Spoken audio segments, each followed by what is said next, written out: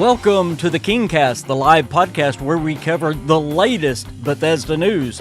The KingCast is every Saturday at 4:30 p.m. Central, right here in the King's Corner. The King's Corner is the place for all things Bethesda, so if you love Fallout, The Elder Scrolls, and even Starfield, and you're not subscribed yet to the KingFanMan channel, hit that subscribe button for the latest in Bethesda news, lore, live streams, podcasts, and more. Now here is your host of the KingCast.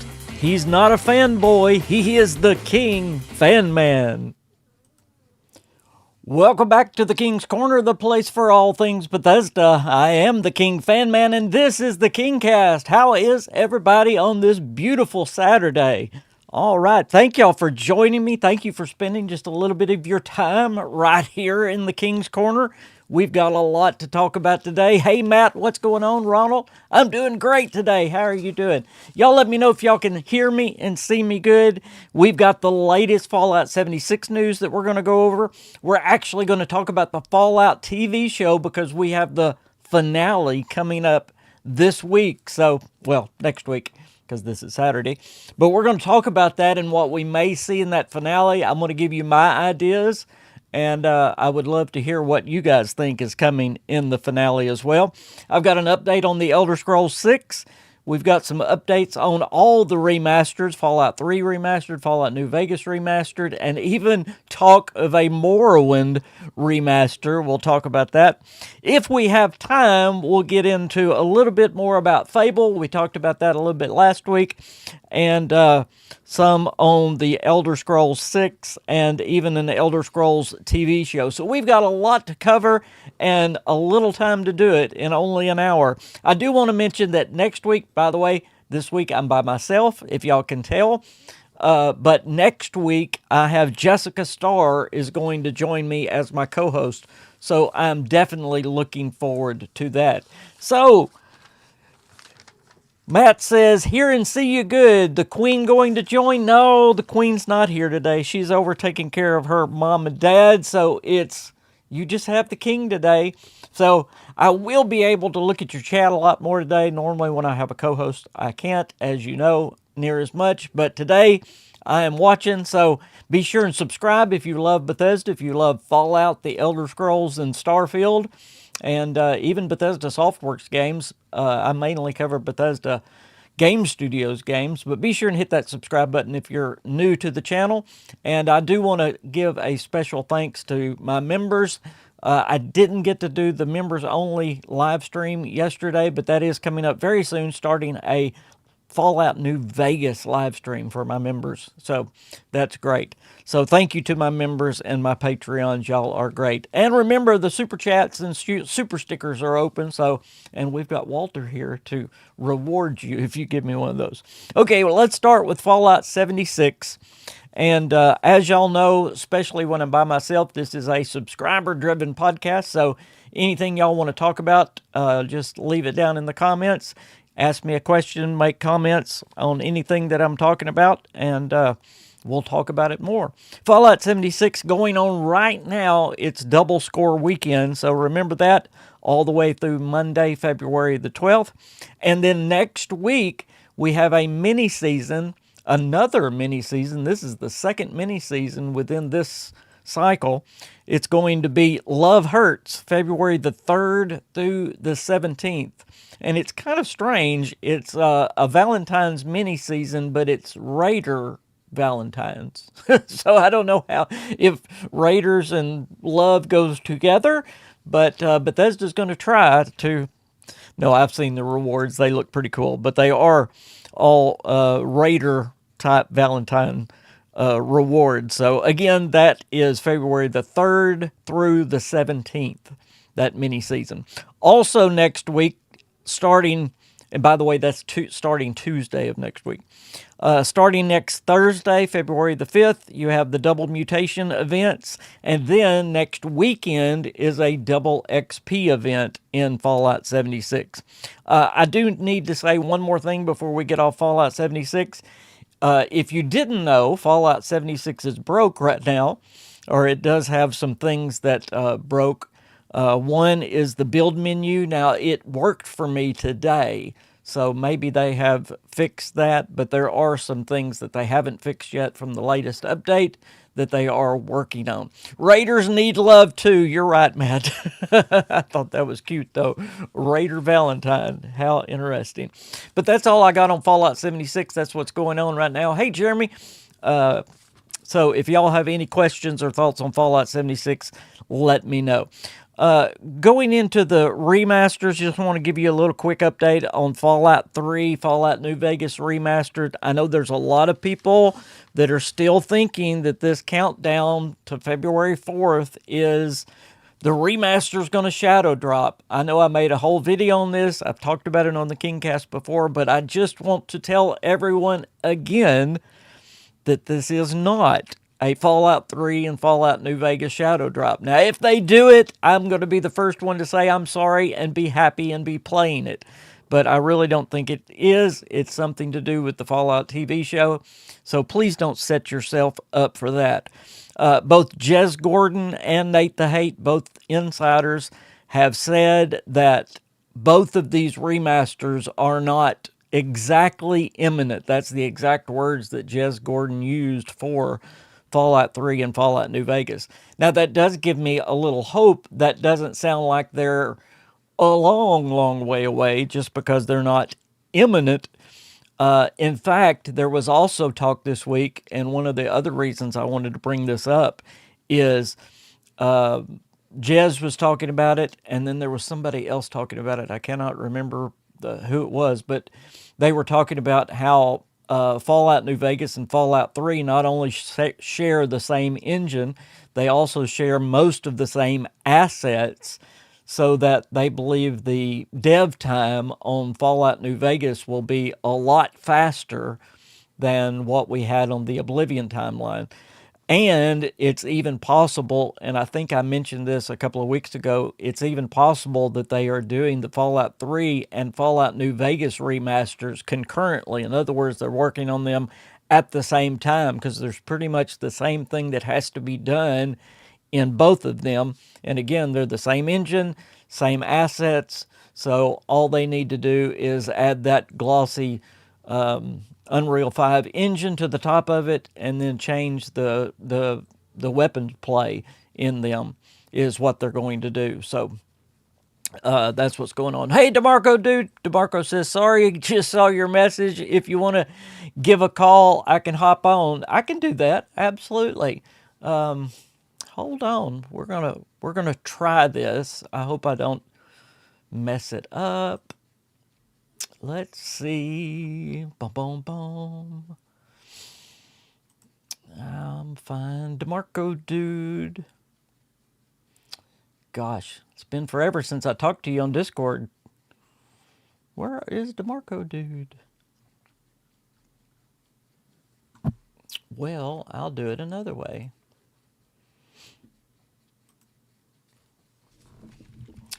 DeMarco, dude. Oh, come on.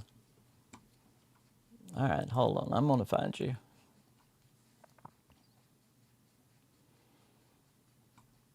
DeMarco, we need to talk more often, evidently.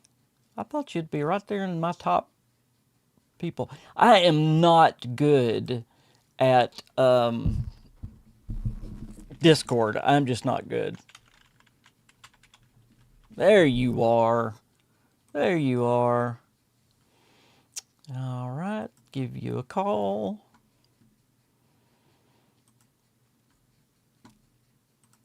Now, what I'm going to have to do is wait until he gets on. Y'all, pardon me. We will make up for lost time here as I get DeMarco Dude on.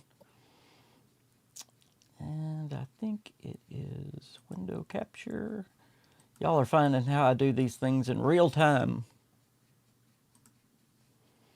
Discord. Ring a ding ding. I get to hang out with the king. Yay! Hey, brother, what's going on? All right, I got to figure out some camera issues, it seems, but then I will be... Right, I was actually just recording a video of my own, so I just finished, saw your message. but it's good to be here. Let's see if I Yes. can't figure out what's going on with this camera. Well, you jump on as soon as you can. Let me know, and I'll bring you back up. So I was talking about the Fallout 3 and Fallout New Vegas remasters being possibly worked on at the same time. Jess Gordon was talking about this. I really believe, and we hopefully can get to this later in the show as well. I know everybody talking about Bethesda games thinks it's just going to be forever until we get the Elder Scrolls. It's going to be forever till we get Fallout 5 because of how it's been the last 10 years. And y'all know that I've been an advocate that just because it's been that way for the last 10 years does not mean it's going to necessarily be that way going forward. Oh, yeah, I'm going to have to get rid of my camera. Hold on. Gosh. Y'all pardon Isn't me it while I fun do doing this. this stuff live? It is. It's fun doing this stuff live. All right, now I'm going to call you right back, DeMarco. Sounds good. Okay. Window capture. Y'all pardon me. Pardon me. Pardon me. Discord. Yes. Okay. Now we're going to get it right. Now y'all let me know if you can hear me and see me and all that other stuff. I know. There we go. There we Yay! are. Now we're rocking and rolling. Ring a ding ding. Yay! Okay, now please let me know if y'all can hear me and see me. And there's DeMarco. Hey, brother, what's going on? Oh, it's going well. It's going well, King. I've been loving having all the positivity around what we got going on with the Fallout TV show. Yes. I have not watched it at all. I've not seen a single episode. No, really? So I'm a fake fan. Add that to the list of things. I've never finished Skyrim. I've never finished the main campaign. I've never finished the campaign of Fallout 4. I only just started, so I'm a complete fake. I'm a fraud. Cancel me right now. No. Well, we're actually going to talk a little bit about the Fallout TV show, so we're going to spoil some things for you. I hope that's okay. Spoil away. Spoil away. Okay, spoil away. Let's go into the remasters as you were hearing. Y'all, please let me know if y'all can hear DeMarco. If y'all can hear me, please give me that as soon as you can. Fallout 3 remastered, we know is real. Fallout New Vegas remastered is real. What kind of time are you thinking for these? I don't think they're coming out February 4th with this countdown on Amazon Prime, but do you think it could be that both of them come out about the same time, or is this something that both of them are going to take a while? What do you think? I've always suspected that they're going to be two separate, right? I talked about this a while ago that I think the best plan for Bethesda is to use this as an opportunity because Todd has said, how many times have we heard him say that we want to improve the timeline of our games, that we want to make sure that that we're not spending this long between all of our titles. And the way to do that, one of the best ways to do that, is to use these remasters as supplements in between. Yes. So they can do Fallout 3 first, or Fallout, I think it's going to be Fallout 3 because as far as I know, the rumors with the Fallout TV show is that's where they're heading, that they're going to go stop in DC. They said you're super quiet. Can you turn up just a little bit? And say again what you just said about DC. I got to hear that. Allegedly, they are going to Washington, D.C. at the end of the Fallout TV show, or for season 3 Yes! of the show. That's the speculation. DC for season 3. DC for season 3. And so, what I would suspect is that we will see sometime. They haven't done a good job of timing this. You would have thought they would have learned from after season 1. I know they got Burning Springs out, but that still seemed a bit disjointed to me. I suspect they'll do Fallout 3, give it a break, then Fallout New Vegas, give it a break, and then maybe we see at that point I don't want to get excited for it, but an Oblivion Morrowind remaster. Okay, let's talk about the Morrowind remaster. This is interesting. Bruce Nesmith was interviewed. I'm sure you've heard or at least read some of his interview. And he was talking about Morrowind specifically. And I've talked about this too before.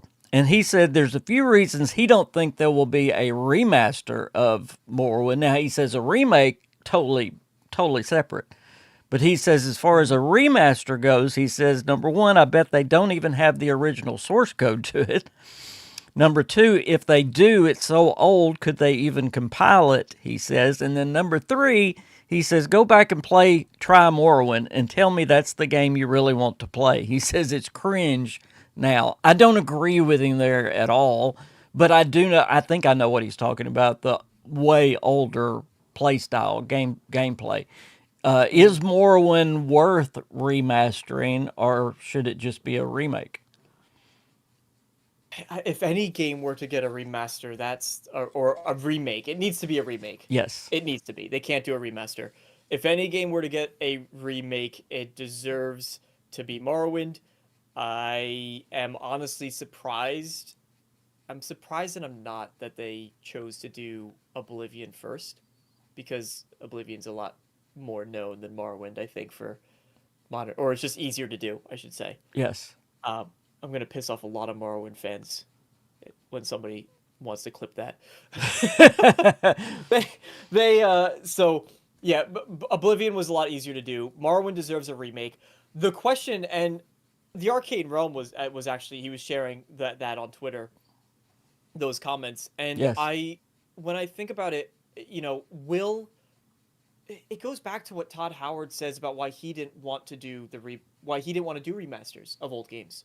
And he always said, he's like, I think the heart and the charm and the spirit is in the fact that they are older, and that's how you experience it. And you can experience them. They're up-res, they're on, the next gen, the bring it forward for the Xbox Play upgrades and stuff like that. So you have that experience, but do you lose some of that charm when you bring it? And now obviously Xbox is in control, so that's why, let's just be real, that's why we're seeing remasters of any of this. Yes. I don't think Todd would have ever 100%. done them. 100%. So if Xbox wants it, they're gonna do it. But I think when you look at Morrowind, you'd have to do so many different things. You would need to throw in the quest markers. You would need to have No, everything voiced. hey, I love that about Morrowind that there's no Mm-hmm. quest markers. They don't hold your hand. Charles makes a really No. good point. He says Skywind is coming, so that's handled, and Sky Oblivion is coming. I can't wait. Sky Oblivion should be out this year. Now, Skywind, I have no idea when they might finish that, but it is going to be a remake of Morrowind in the Skyrim engine. So that is great. I love that we have modders out there that take on these challenges still to this day for free, which is what's Mhm. crazy. Even though we have all the paid mods and all that. I don't know about you, but I am more excited for Sky Oblivion than I actually was for the remaster. I was excited for the remaster until I heard it was a remaster. Yeah. And like I said right up to the lead of that, I said, they need to do a remake. They can't just put a new coat of paint, because of Sky Oblivion, because it's doing everything that you wanted to do. Like when I hopped back in to one of the caves in Oblivion Remastered, and I saw that it was the same winding hallway It that I've was. seen 100 times, Yes. because I played Oblivion was one of the only Bethesda games I've ever played from beginning to end, and I actually beat that one. And Shivering Isles. Oh, love And Shivering Isles. so One of the best DLCs ever. amazing. Thank you, Wes Johnson, for Yes. everything that you do. We don't deserve you. But when I hopped back into that dungeon, and I was like, oh, okay. Plus, there were a lot of issues with that remaster too. I don't know how they got the stealth so wrong. I don't know if you've seen my thoughts on it at all, but you Yes. can literally, you can walk up to someone and they'll be standing right there, and you're not sneaking. You're walking, and then you stand right behind them, and they don't notice you until they turn Well, around and did they I go, hear something? Nope, must have "Oh, been the wind. Must have been the wind. hey, you want a meme about bad stealth? That I don't know what went wrong. Virtuos, you did a good job with the visuals and all that stuff, but that's What I unfortunate." do love about it, I do love that maybe the newer generation people that didn't get to play it Mhm. are playing it. That's what I like about it. The Dang Surfer says Skyrim engine is too old to make good remakes. Sorry, but it's too clunky in my opinion. Isn't that crazy? I mean, it is. Gosh, look how old it is at this point in time. We've had Fallout 4, we've had Starfield, we've had two where two games past Skyrim, and they're still making games in the Skyrim engine. I would love to see Yeah. them be, but I don't know what it go. I'm not a modder at all. I don't know what it goes into making a mod. I've tried before and I failed. Have you ever made a mod, DeMarco? So actually, I think the first content on this channel is learning to mod my first dungeon, and I went and I was practicing like doing because if I were to make a mod, I would want to make dungeons. I think that and like Yeah. quest in and out. Like I think that would be the most fun thing ever. So I started learning it. I never finished it. I did do it more after those streams. Like I took more times, but I never got too far. I had a lot of fun with doing the level design though. Yeah. Yeah. I didn't have much fun because like I said, I failed. But I wonder Yes. what would it to take a mod like Sky Oblivion and then put it up to the next engine. I have no idea. I know Bethesda breaks everything when they try to do something like that. Well, thankfully, the modders have a bit more time to fix that stuff. Yes. Well, since you're on here, I want to get your opinion. We were just talking about games when they may come and all that. We know that Microsoft reorganized Bethesda. Now that's official word. How they did it, what they did, we don't know. But they have 4 studios. We have heard from multiple Bethesda employees that left during Starfield or around Starfield days that after Skyrim, everything changed. Todd Howard quit working personally on the games. He got way too busy. It seems like they were working on one game with multiple studios, and it just got to be a mess. The management part of Bethesda was a mess. In your opinion, I have 2 questions. What do you think Microsoft did in reorganizing Bethesda? That's the first one. And the second question, what would you like to see in the reorganization of Bethesda? I'm going to answer your question with a question. Yes. Where was that said? Where was that said? Who said it originally? Goodness gracious. This is coming from. My memory is horrible, DeMarco. Okay, if you can find it, because it's actually Yes. relevant to a thing I was just Go working ahead. on, is Go why I'm ahead, asking. and I'm going to think while But you ask or all answer. right, so what do how do I think they?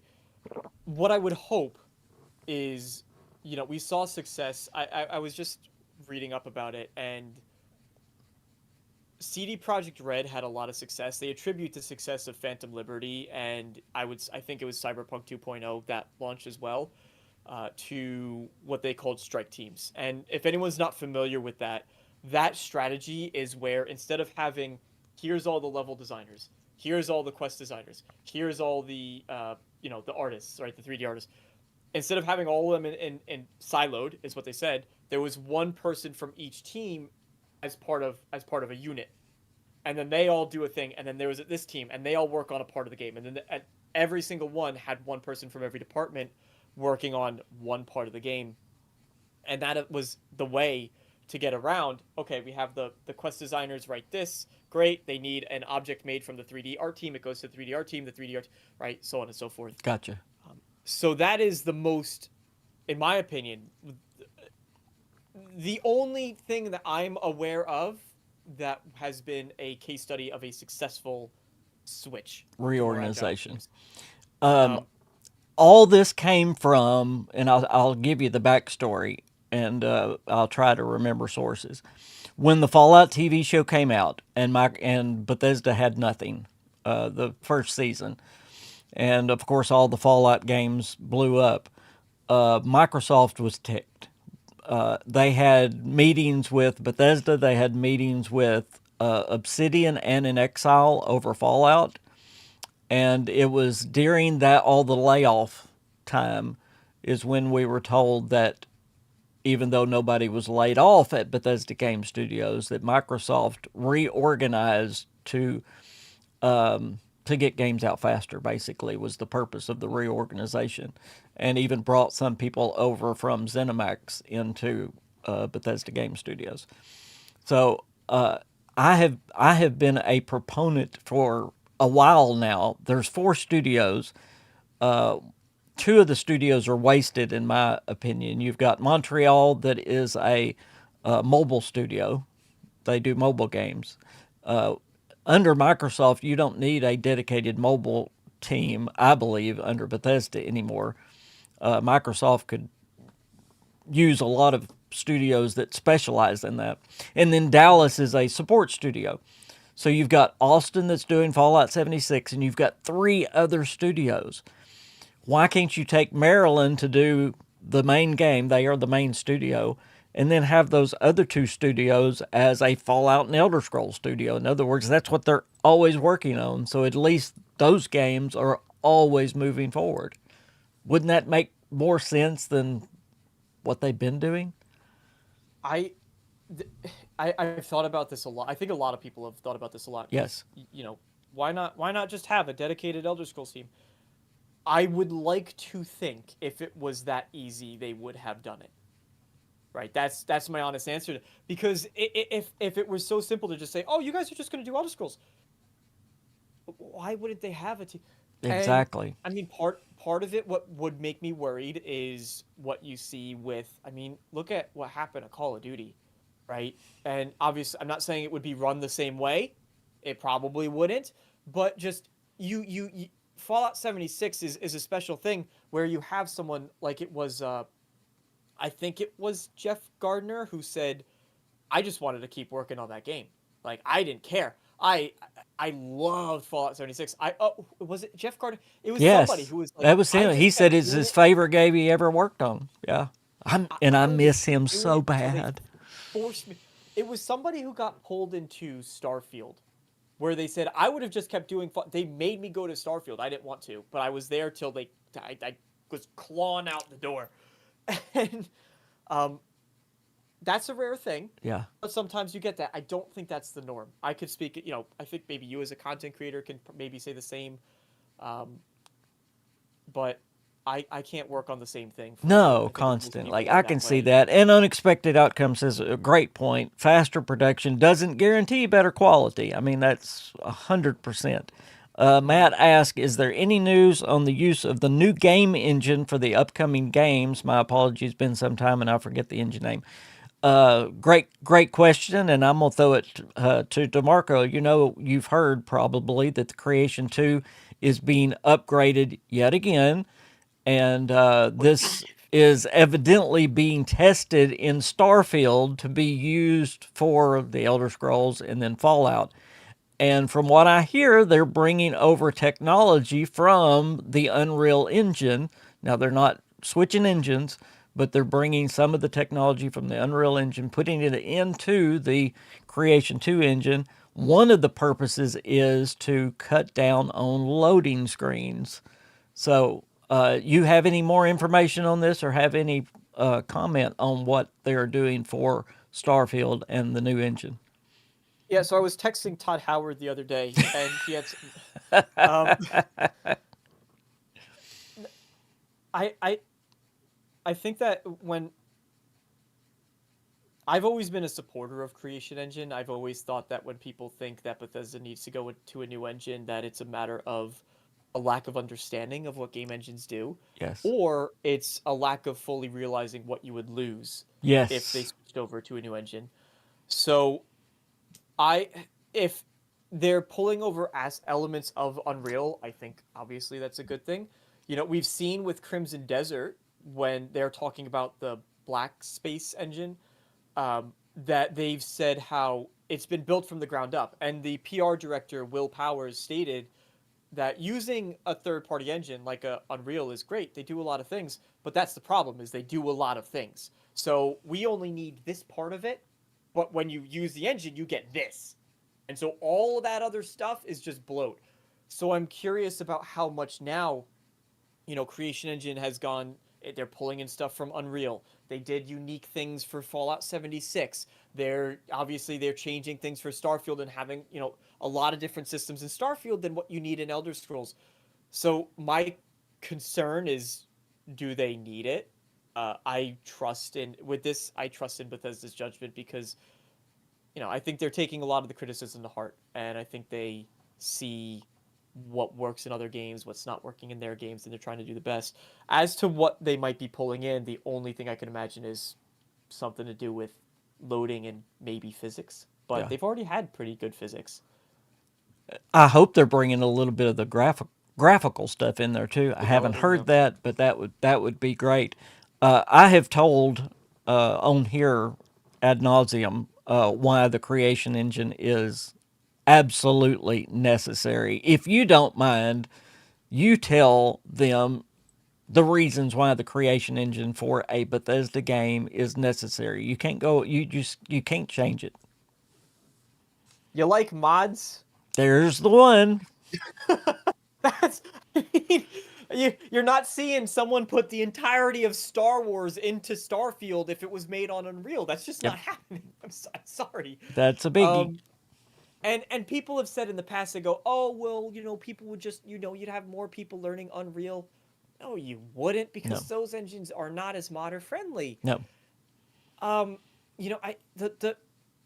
I stand behind Todd Howard when he says that the things that make their game special with being able to, it's so simple. But one of my favorite things, I might have said it on the show, or I definitely said it in other places, but one of my favorite things to do when you play Skyrim, you fight the dragon at Whiterun Tower. There's one of the guards is going to die at some point. You can't keep them all alive, and I will pick up their shield, and I will bring it back to Whiterun, and I'll lay it against the well in the center of town. I'll put it there, and that shield, I mean, it falls over, Yes. but that shield will be there Yep. for the rest, and I drop it there as like a little memorial. It will be there for the rest of the game. And That's what's even cooler is it's the actual shield. It's not a little paper bag that goes, oh, something was dropped here with a Right. little glowing thing coming out of it. yes. That's special. Yep, You that don't was get the that other anymore. thing. The fact that you can touch and manipulate every object in the game. Name another game or company that does that way. And I think it's the creation engine that allows that. I don't think there's another engine that It is. they could do that in. So, yeah. It's because of the Absolutely. Havoc. It uses Havoc physics, which is obviously a technology that they brought in. So if there is any concerns about them bringing in Unreal technology, if you look at the actual components that build up some of the things you like about Bethesda games, like Havoc physics, that's them saying, here's this third-party technology, we're grabbing that and pulling it in. So they could do the exact same thing with Unreal. Say, we're grabbing that and Yes. pulling it in. Absolutely. Okay, now we're going to talk just for a minute about the Fallout TV show. I would love to hear you guys' opinion on this. I'm going to, I hate to spoil some things for you, DeMarco, but that's all right.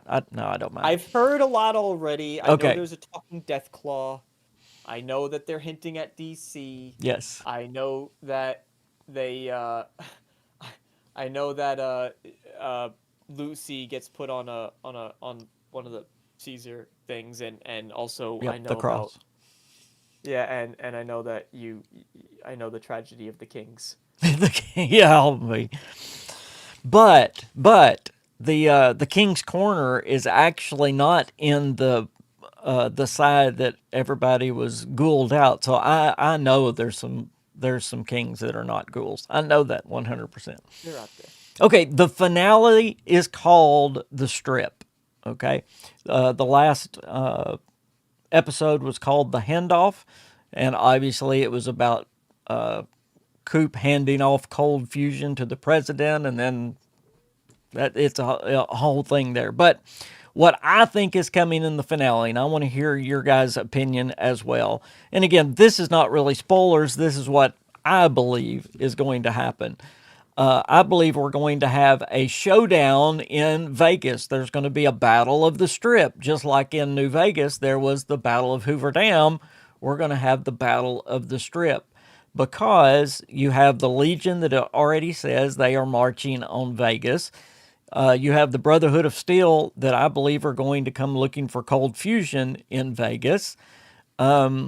You have a super mutant that's already told us that they are making a super mutant army to go against the humans. So I believe they are going to be coming to Las Vegas as well. Plus, if you go back to Vault 30, I was going to say 33, but it's not 33, it's Vault 32, where Steph and Chet's wedding got broke up in the last episode, and she ran to the overseer's office, and everybody's outside the overseer's office. Well, what is about to happen? Steph is either going to do one or two things. She is either going to take the FEV, or she's going to administer the FEV to the rest of the vault.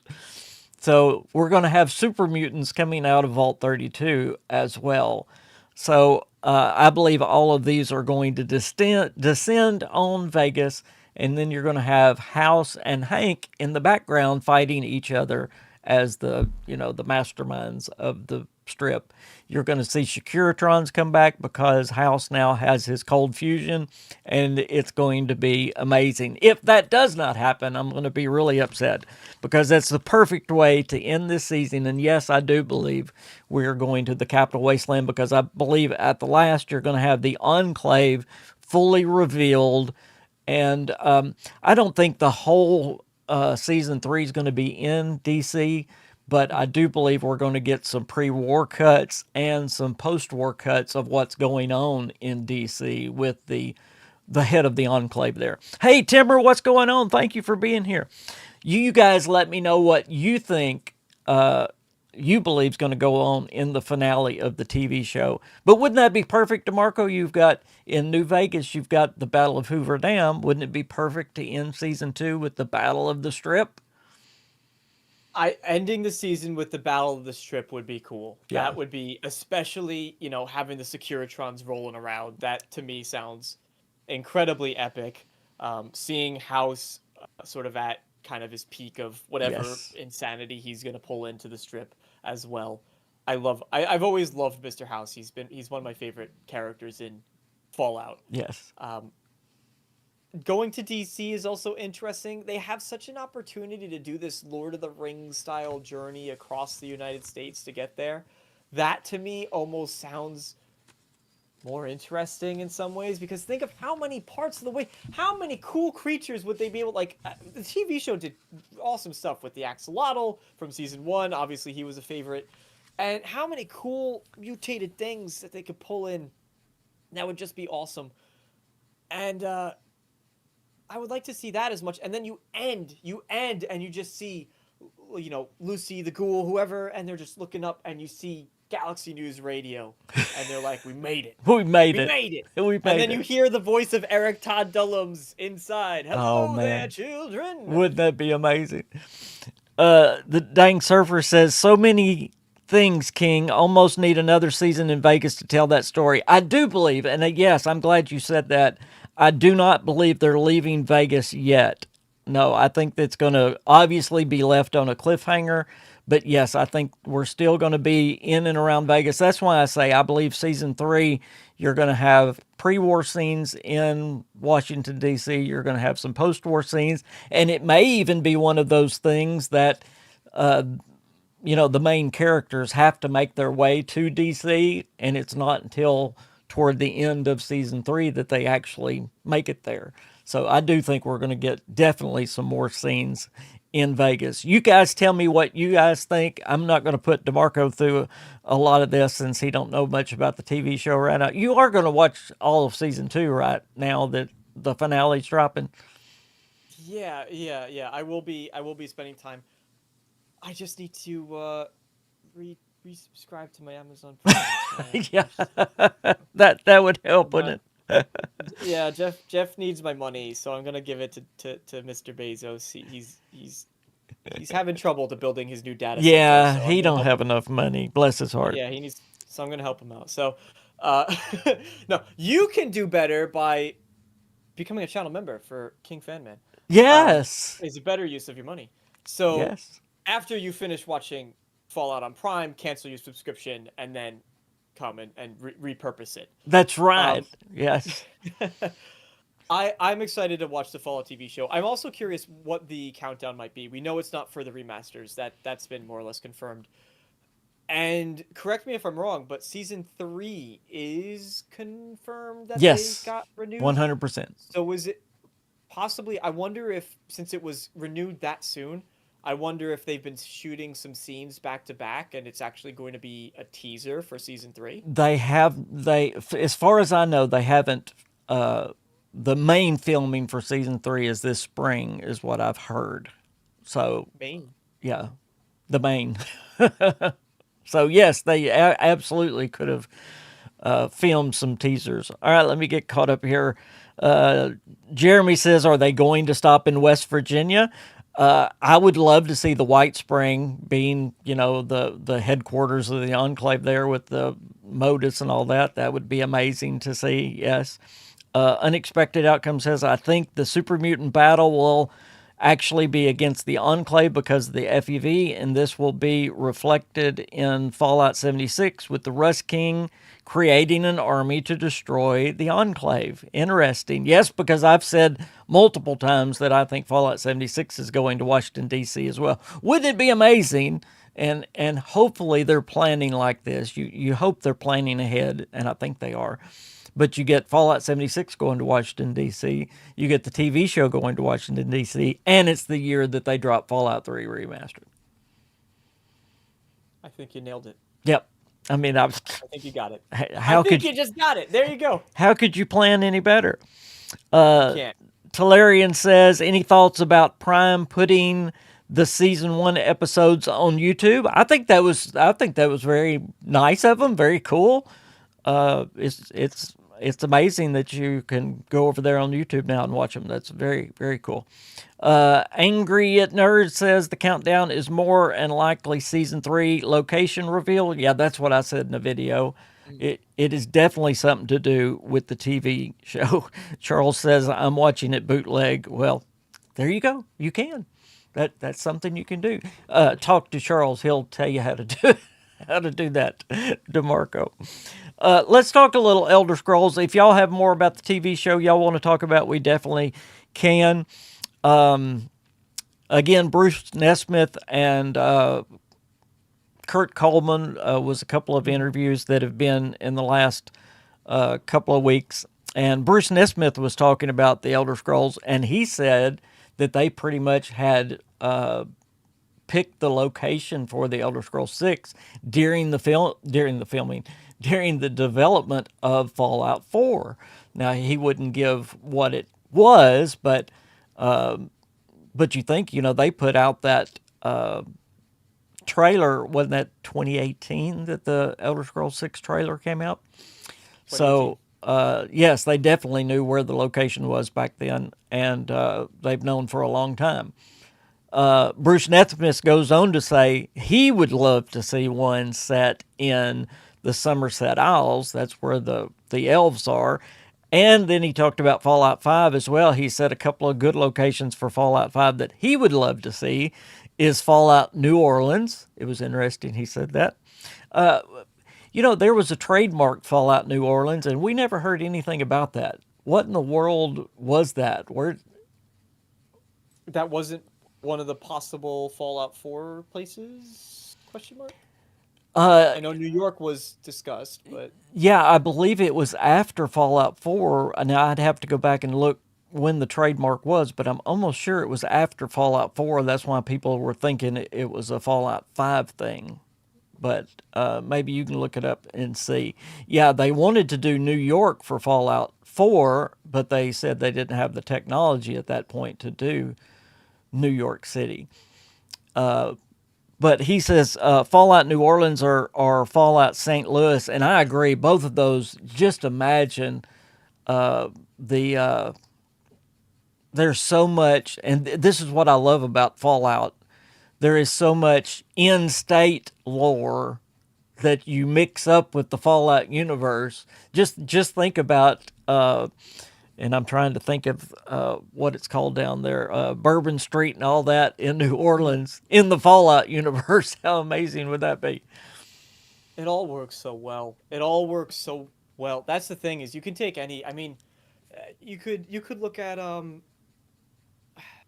New Orleans would be awesome. Obviously, New York, Chicago would be incredible. There's just any metropolitan city. I mean, how cool would it be? They had a mod for it, but how cool would it be to see a Fallout in Miami, right? Like completely different vibe with the beach and the sun and everything, but not desert. What is your So many thoughts cool on things. Fallout 5? Are you leaning San Francisco West Coast, or you think they're going to stay on the East Coast? I think they'll stay on the East Coast. I suspect they stay on the East Coast. And the only reason why is because but it's not backed on anything other than the fact that Bethesda has always said we like to keep it here because it's a little bit more local to us. And then you look back at comments like Emil Pagarulo saying write what you know, and obviously he grew up in Boston and that's what he's familiar with is primarily the East Coast. However, just food for thought is he did recently go. I know you don't like Emil, but I know he did just go on a cross continental train ride where he was seeing all different places along the way. So getting some early ideas about Yeah. Do Fallout you know 5. where his trip went exactly? I think he stopped in Kansas. That's very interesting because they used to send. Nate Perkapile was one of the main ones they used to send out every time, whether it was because he was an artist, obviously, but Mhm. whether it was the Capital Wasteland or West Virginia. And in fact, the stories from his West Virginia trip were hilarious. He called him back while he was staying in West Virginia. He was staying the night at the lighthouse in West Virginia, and he said, "We've got to put this place in the game." And Todd did not believe him that there was a lighthouse in West Virginia, so he had to send him a picture. He said, "Yeah, I'm staying here. We have to do it." So that would be interesting to know where Emil went. That interesting. Speaking of TV shows, the Elder Scrolls 6. Bruce also was talking about the Elder Scrolls as relates to a TV show, and he said he didn't think it would work as a TV show. He said it would work better as a movie, and I've said the same thing. But he said Fallout is such a unique universe. There's just nothing like it. And he said with the Elder Scrolls, he said it's just a normal fantasy, and it's been done. You've got the Lord of the Rings, you've got Game of Thrones. It's done. But what do you think? Especially, it seems like everybody's jumping on this game adaptation thing. It's really big right now. It's the new Marvel. Let's Mhm. adapt games. Uh, They're what do you gonna think about the beat Elder Scrolls becoming a movie or TV show? they're gonna beat the game. They're gonna Yep, milk the games industry dry they will. because Hollywood, baby, there's money to be made. And when someone like Markiplier can come out and make Iron Lung for $3 million, I don't know if you're familiar with that, Yes. but yeah, $3 million budget to make Iron Lung one of his favorite games, and it already made six. I think I saw 6 times what its production value was. They didn't have any marketing other than Markiplier going, "Hey, go see my movie, please," and it was number one at least for a day. It was number one in the charts, so box office. But yeah, it's gonna Elder Scrolls TV show. I think it can work. I'll be honest. What it would need to work though for a movie or a TV show is as opposed to Fallout, which already has a unique aesthetic to it in terms of the theme and the tone and all that stuff that we all love about Fallout. Elder Scrolls would need to do that with its visual presentation. So, you know, look at, for example, what Witcher did. You know, Witcher I feel like technically it has a unique world in the way that Witchers are, and that it's like dark fairy tales, grim fairy tales. But I think you could arguably say that if you wanted to, well, it's just kind of generic fantasy, but we have monster hunters, right? So, but they did the live action adaptation, given it's more character driven, so a little bit different. But they also had, in terms of unique presentation, it was called Night. of the Wolf, something of the what? They had Hmm. a Witcher anime that came out. Hmm. So if Elder Scrolls, or just look at the trailers that they do for ESO, Yeah, put that into a show, a TV show, absolutely.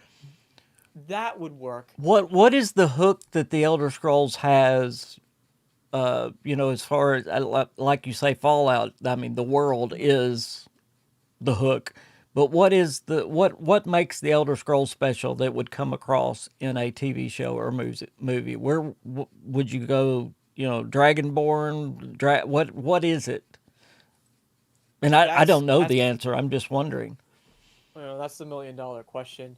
I mean, I do think that part of I hate to say this, but part of the issue with Elder Scrolls as of late is it has gotten a lot more sterile, and a lot more safe. And so when you look at it and say, well, it's kind of generic fantasy, it's kind of why. There's definitely an opportunity. I mean, you think how cool would it be to see an animated rendition of the Great War? We didn't see that in the game, and we see remnants of it. There's the Altmer that lives in Falkreath that tends to the cemetery. I forget his name, but he explains. He's like, "Yeah, I did horrible things. Like people were burning a lot. You can have kind of that more mature tone, Yes.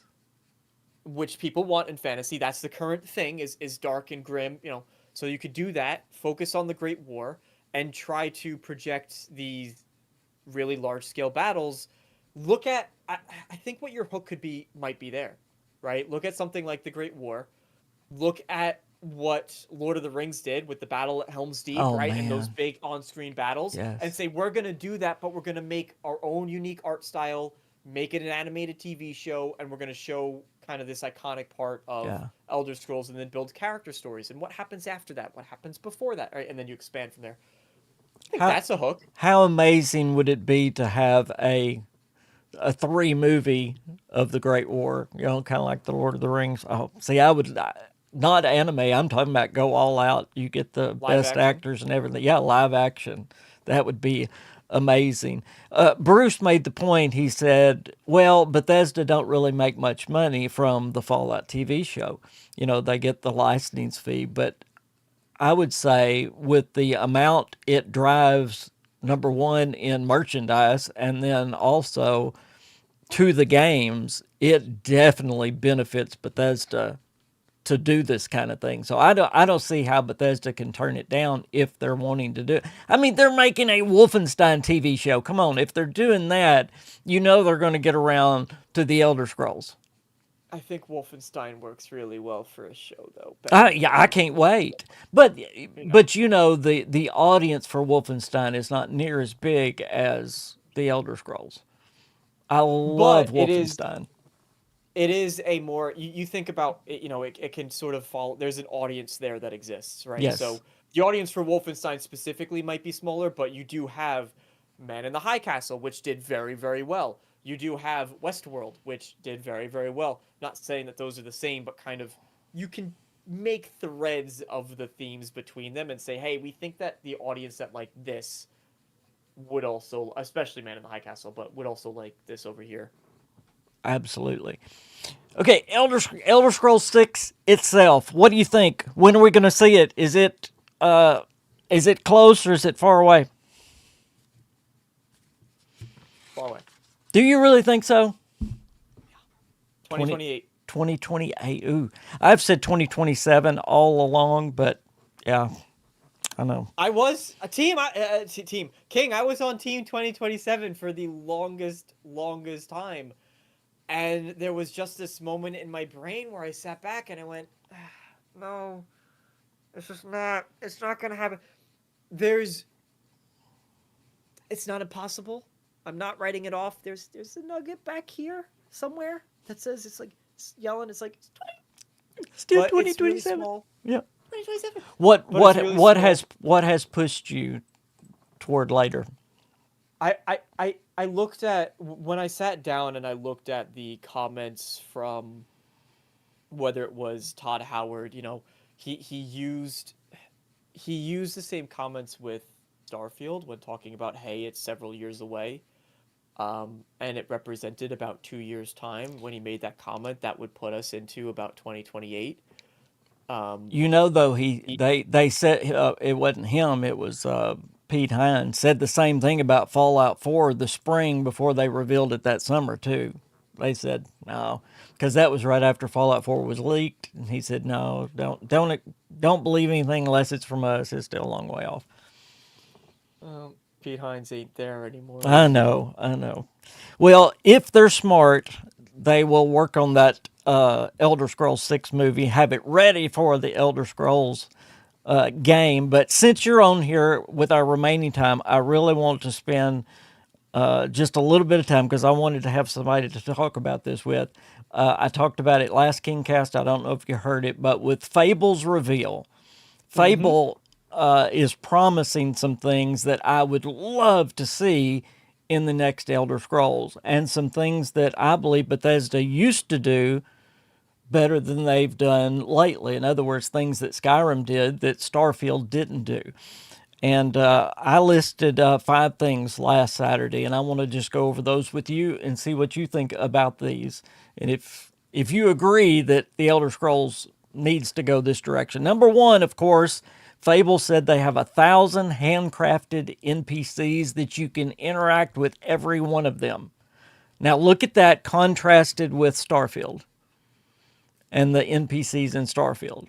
They have a lot of NPCs in Starfield, but how many can you really interact with? Well, so we need that, like, we need a soundboard to just play like that check mark, that ding every Ding. time. Yes. He's um they have 1,000 handcrafted NPCs. That's exciting. We have to remember that doesn't mean that all of them are going to have interesting how many of them will still have, like, you saw the shopkeeper that said, "How's it going, boss?" Yeah. Like, "Oh, I'm here. Yeah. Right, it's rain." And that's her old. And then you go visit her next time, and she's like, "How's it going, boss? Right, it's rain." And then you go visit the other shopkeeper, and she's like, "How's it going, boss?" Right, and you just go, "Okay, all right, I'm done." So, how many times are you going to see some of that Exactly. repetition? That's kind of the question. However, does that tie into that they all have their own schedules, or is that a separate point? Am I cutting ahead? No, no, that's it's same thing. Yeah. That's the big one. Yeah. Everyone noticed it was gone in Starfield, which I like that Bethesda did that in Starfield, even though I Really. didn't like it in Starfield. Okay. I like that they did it because it was a reminder to Bethesda to say, "Hey, we need to make sure that we do that again." Absolutely. 100%. And I think that's a positive lesson. So, This go 100%. this goes kind of the same. It is my number two, but it goes in there, and I'm glad the Queen's not on because she always gets mad at me for talking about this. But in Quick chat. Skyrim, you can marry anybody you want to. Literally anybody in the game. You have your choice of anybody in the game. You come over to Starfield, you have 4 characters that you can choose from. If you're a And if you're a heterosexual male, straight you have male, 2 characters. Yeah. yep. If you're a heterosexual female, you have 1 character you can choose from. So obviously, Fable is saying you can marry anybody in the game, you can marry multiple people in the game, get divorces, all that. But just looking at how Bethesda has done it in the past, I don't understand. I I don't don't understand why understand they why went so backwards in Starfield compared to Skyrim. they said that they were trying to put a lot more emphasis on the companions with Starfield, which is why I think that they, again, when Bethesda makes changes, I do genuinely believe they're trying to do it for the best. I feel like they're doing it with good intentions. I don't think they're saying, "Well, everyone's gonna hate this, so we're gonna put it in." Like, Right. that's not. They're trying to do what they think is best. They just sometimes get it wrong. And And lately, a and lot of you saw the progression from Fallout Mhm. 4 with the backstories, Piper and all them, and I love the backstories, but I don't want to sacrifice that. Hey, I have 3 or 4 characters that have immense backstories, but nobody else in the game you can talk to. That no. immersion is gone Why when you do that. why not let you in Skyrim? You see, you do the quest for Ysolda. You get her the Khajiit thing. She needs the mammoth tusk, and then you can marry her if you're wearing the amulet. Like, what? Just, hey, I completed this favor. Not the most immersive system, but it's better than having one choice. Yeah. There's a in Skyrim. It's so funny. There was Queen is here. Oh yeah, Queen. Queen came right as soon as I start talking about marriage in game. I Here tried she's to Queen. warn you. There's Yeah. one girl in Skyrim. She's a barmaid in Solitude. And it's so funny. You can even ask the barmaid in Solitude to marry you, you know? It's crazy. But thank you, Queen, for being here. Oh, unexpected outcome. Thank you so much for the super chat and letting me know that Queen was here. Here's your Walter. April Fool, dumbass. You're not a dumb butt. There you go. Okay, number 3, a karma system of some kind. Now, of course, we know Fable does not have a karma system, but we don't have to go into how Fable is doing it. But Bethesda games in the past have had some type of karma system. And Starfield really, and I kind of got pushback when I said this, but it really only lets you be a goody goody in Starfield. Now I know, yes, you can go into the pirates and I can't remember their names right now. The Raiders, the Crimson Fleet, yeah. But as far as your character goes, you've really only got the goody goody, and all the companions kind of are goody goody as well. What would you like to see as far as a karma system in the Elder Scrolls and Fallout 5? It doesn't need to be. I mean, again, Fable's doing it right. Doing it right, in my opinion. Everyone has different takes, and they'll react accordingly. I don't even think it necessarily needs that level of depth, but I don't know why. There's a hidden feature in Oblivion. It's not hidden, but it's not really mentioned, that if you do a lot of crimes, you get infamy, and if you have more infamy than fame, you can't like go and pray to the gods. You can't get the buffs from going to the pray to the god. I don't know what they'll say. It'll say, "Oh, repent your crimes, wicked one," when you go to do that. To me, at least, is like a nice little detail to say, "Oh, shoot, crap, I have been bad." Yeah. You know. So that is, I'm a simple person. That's enough for me. I like the idea of having faction reputations do Vegas style, but I know that's not coming back, so I give up on that one. Maybe I could sum it up this way. Bethesda has to work on choice and consequence. It seems like every Bethesda game of late, and I made this comment last Saturday, so forgive me for repeating. Bethesda loves to put in their games the appearance of choice, where they'll give you two options, and whichever way you go, it will still go the same way. See, I love replayability and real choice and changes of the world. Do you think Bethesda has taken note of this? And now this is where I push back on Emil. I think Emil is part of the problem when it comes to branching quest line and choice. Which is interesting because a lot of that comment comes from when he gave a speech like almost 10 years ago now. Yes. And now you have examples in the actual game, right, that you could point to, perfectly valid. But the majority of people, they attribute that to an interview that he gave at a writing conference almost 10 years ago now. If you watch that show, because I spent time watching it to research for a video, if you watch it, he actually compliments later on that Kurt Coleman made a quest and he said it was a really well done quest because a lot of it, as the player, you won't see because it has a lot of branching things you can do. So it doesn't mean he's opposed to it. So it makes me just question, okay, he's not against having, he praised it. He thought that was good. So where's the disconnect? And I have a feeling it's not necessarily in the writing, it's in the limitations of, like, when they're writing it, they might say, oh, let's have this and this and this and this. And then even you look at what he said about Fallout 4's dialogue. And he was like, Fallout 4's dialogue is really complex because you have 4 options. And I went, what? No. So it's not, I don't know if that's a writing issue. I don't know if that's an implementation issue. I don't know where that gap is, but it's somewhere. Yeah. His philosophy is keep it simple, because he talked about that in that conference over and over and over. It's keep it simple, stupid, you know. Which, again, I think is taken out of context, but Yeah. I'm not going to get into that one right now.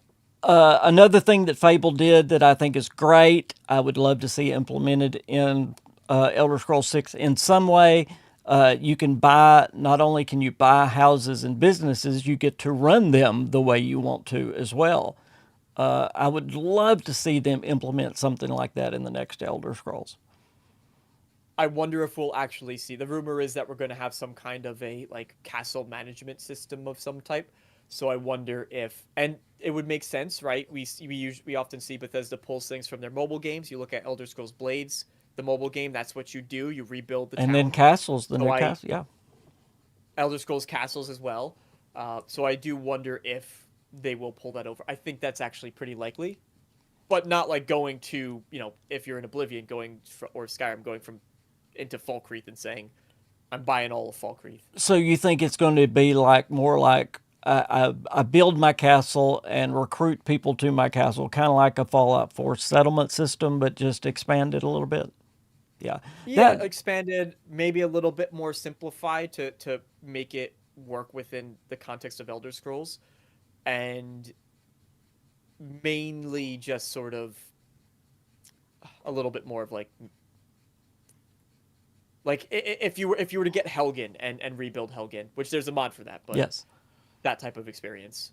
This city got destroyed. You can become the ruler of it and rebuild it. I hope we get Put up to shops. actually recruit people from the world, not just generic NPCs. I hope we actually can, like in Fallout 4, the guy that I can't remember his name, but you give a Nuka-Cola to in Diamond City, and he will actually follow you back. Real people from the world, if you're good to them or do a quest for them, that they'll join your castle. I would love to see it that way, instead of you just setting up a beacon and these general NPCs that are not from the game show up. Castle. Yeah, I heard I'm here about to your live here. castle. What are you gonna do? Nothing. Tobias, thank you for the. It's not $5. It's the English equivalent. £5. Pounds. Thank you for the £5. You're such a great supporter. Thank you so much. Shut the hell up. No, we don't want you to shut up. You keep talking.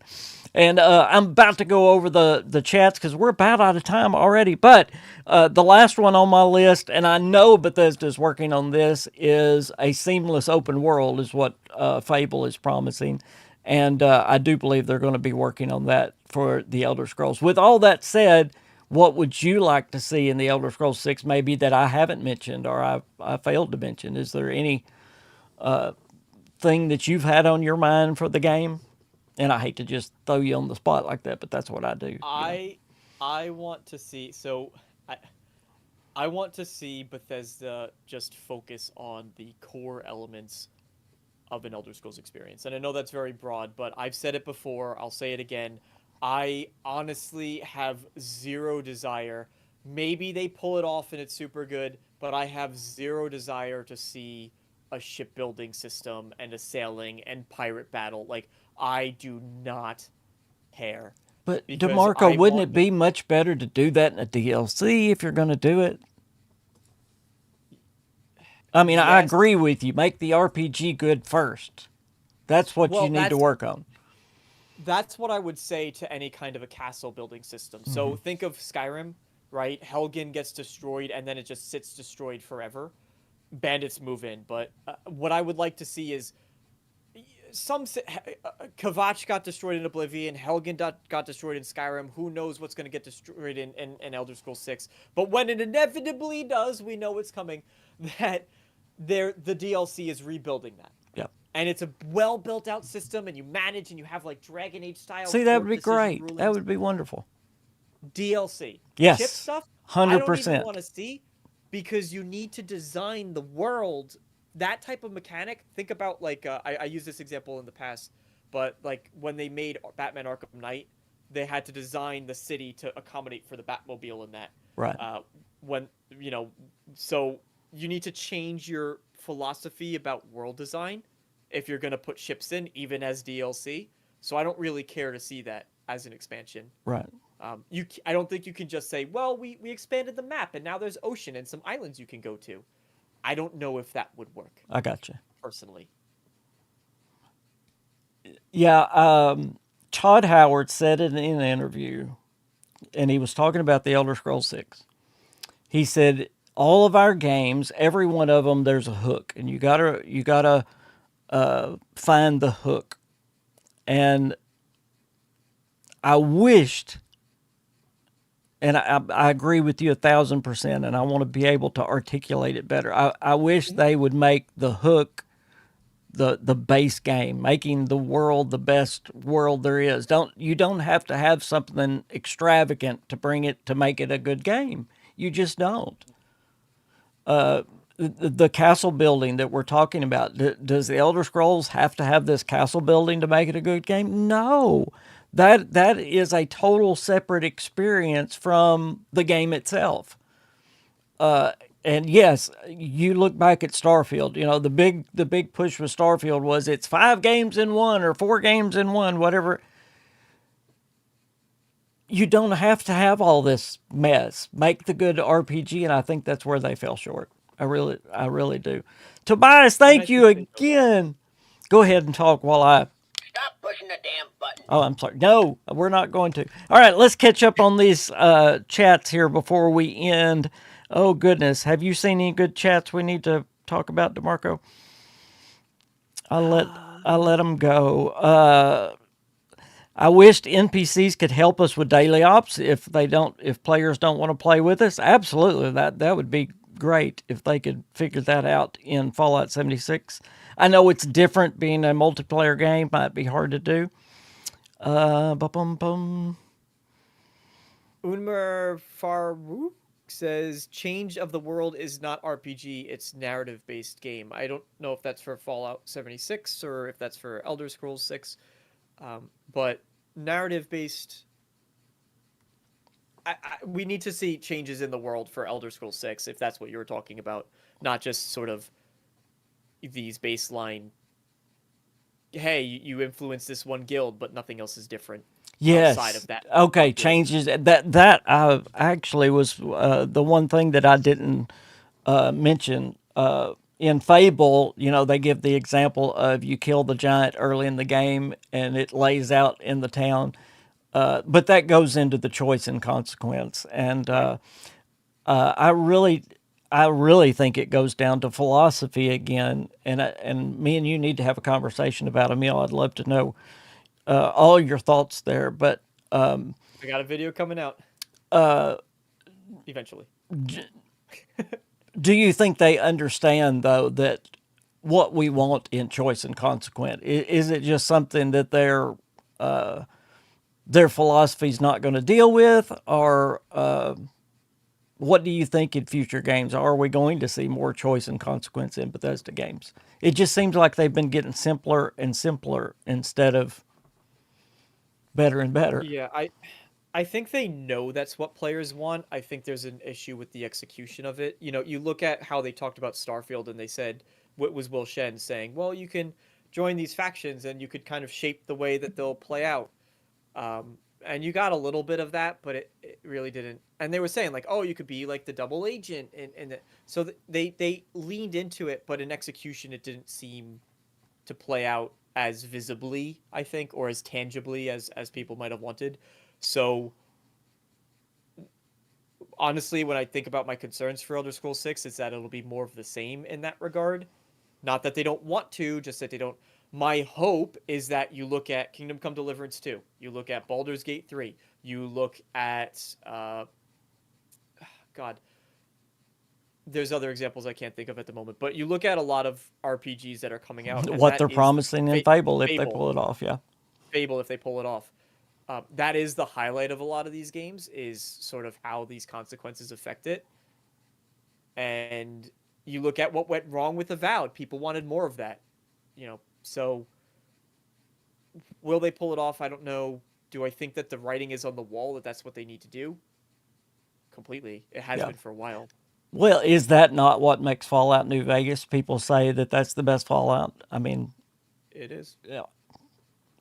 I don't think it's the graphics. I don't think it's even the story necessarily. I think it's the way your choices shape that game. Yeah, 100%.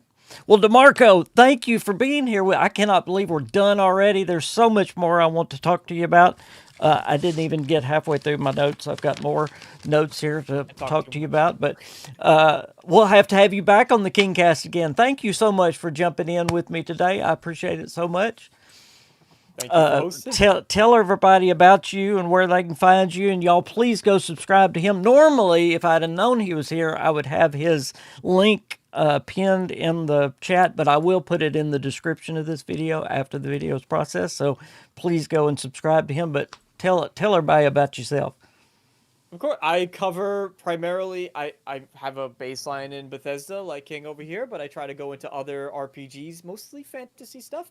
So if you're into RPG games and you want to see coverage there, you can simply search on YouTube after the show is over.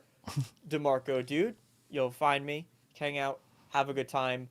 Channel's doing really well, so I'd love to see some of you guys over there. Awesome. Spending it. And congratulations, by the way. Thank you. He is a good friend of mine, and I'm so thankful he's been on the show today. Y'all please go and subscribe to him. And like I said, after the show's over, I will put his link down in the description below. But we'll have to have you back very soon. Next week, Jessica Starr is going to be on the show, so y'all be sure and be back next week. But thanks, everybody. Thanks, Tobias. Thanks, Unexpected Outcome, for the super chats. Y'all are amazing. I have the best supporters on YouTube. Y'all have a great rest of your Saturday. Bye, everybody. God bless.